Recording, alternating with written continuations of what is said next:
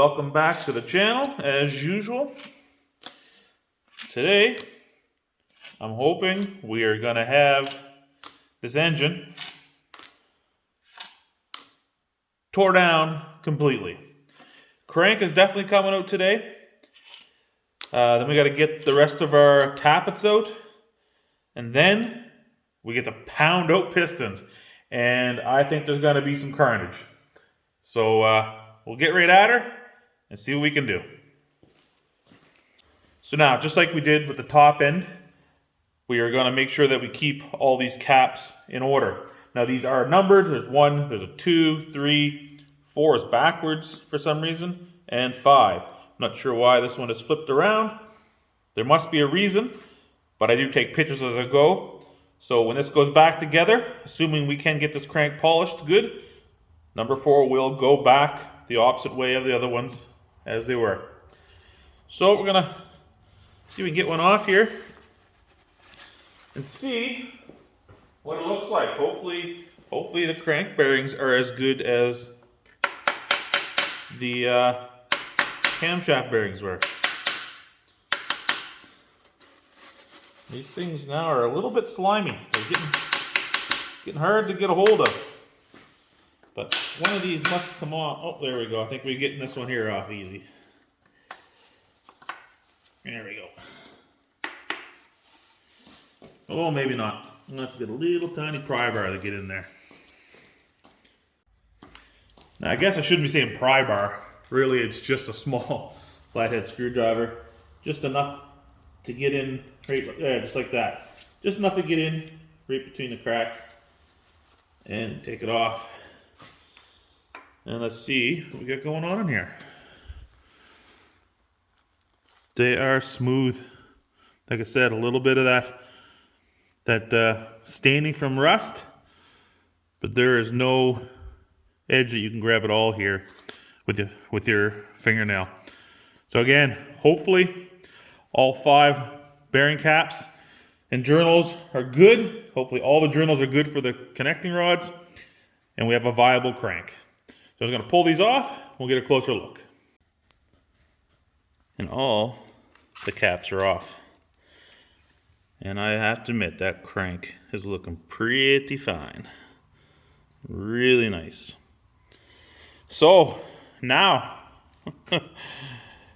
it's time to grab a hold of each end, pull her up, and hope that there's not too much of an angle on these rods where it's coming in from both directions and it's going to hold it there. Hopefully they'll open up and allow that crank to come out.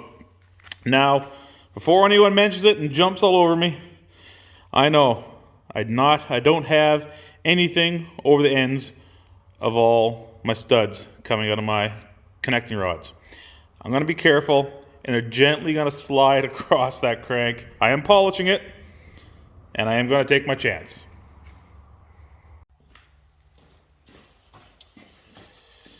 And here we go. Oh, come on. There she is. Oh, there we go.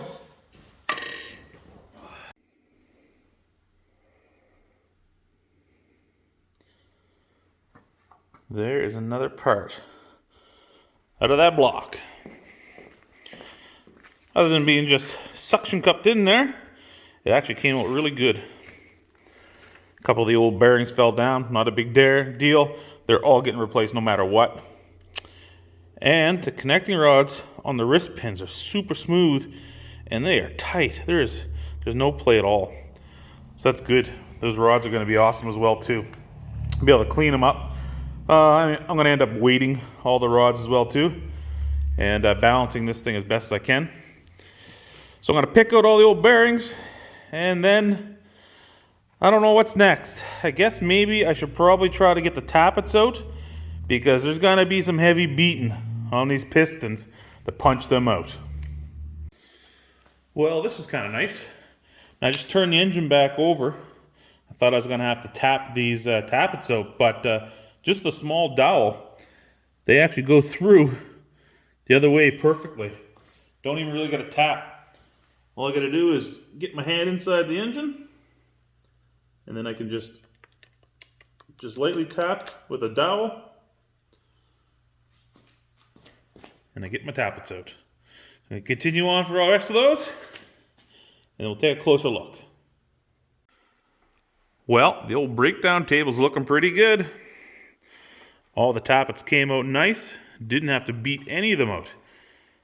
Going through the engine block to the inside was definitely the way to go.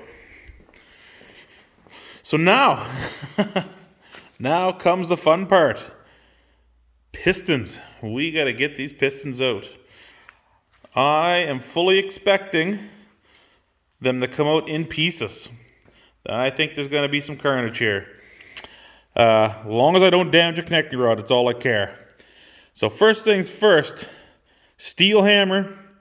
I'm going to try to get these pistons to go down a little bit, just to break them free. Now, you can't go through the block with a piston because of the webbing. And what I mean by webbing is where all the blocks sit for the crankshaft, they interfere with the skirting of the pistons. They can't go right through. But what I'm going to do is I'm going to punch them down maybe a 1/4 inch just to get them all moving. Then I'll have to turn this engine over.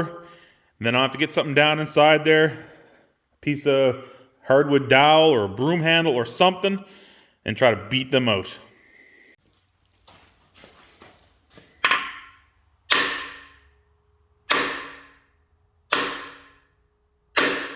Oh, there she goes.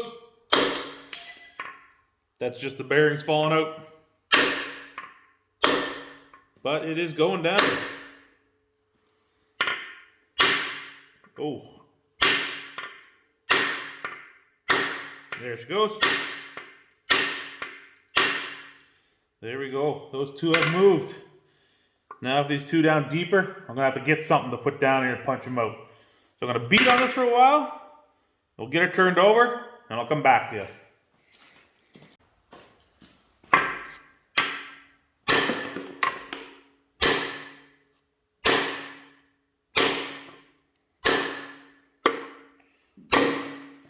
Whoa.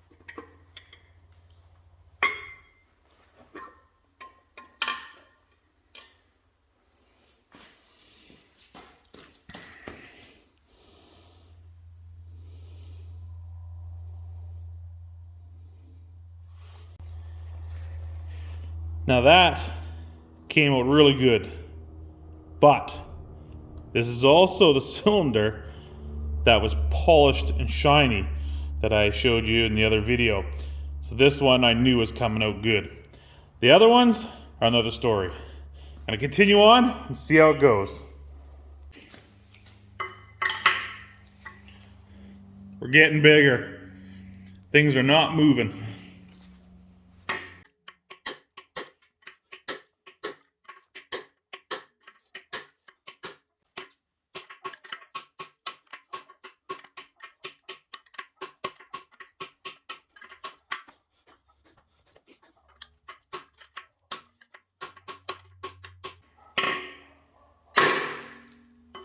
Smells like burning metal. I don't know what. What's creating the heat? Oh, I heard it. Oh, there we go. There we go.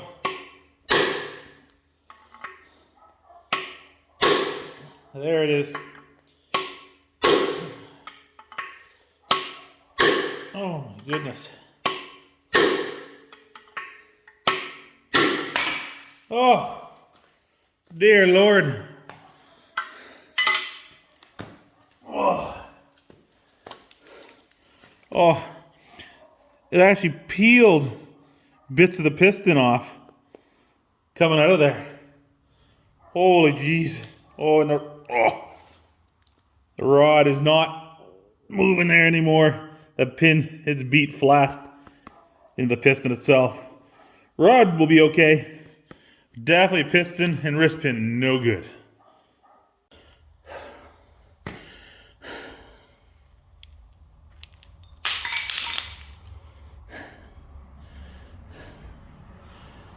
Oh my God. I need a beer after that. And this isn't even the worst one. There's one more that's not moving at all. This would move, a 32nd for every whack I gave it of that 4-pound hammer. The other one that's left there, it's not moving at all. I can't get the move. I'm gonna have to flip that engine back over, try punching it back down, and going back and forth. But, good news, haven't touched the cylinder wall, haven't hit a rod yet. So other than the manual labor, she's coming apart good, I guess. Anyway, catch you when this is done.